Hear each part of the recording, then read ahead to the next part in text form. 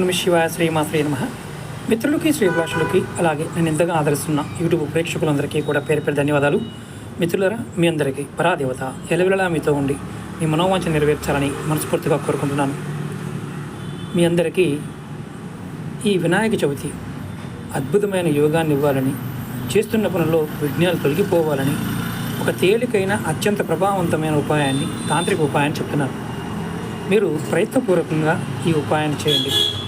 మీరు వినాయక చవితి రోజు నుండి నవరాత్రులు అంటే 9 రోజులు కూడా శ్రీ గణాధిపతియే నమః, శ్రీ గణాధిపతియే నమః అనే మంత్రాన్ని రోజు 108 సార్లు జపించేయండి. అలాగే మీరు ఈ 9 రోజులు మీరు చూస్తున్నారు కదా, జమ్మి చెట్టు, సెమీ వృక్షం అంటాం.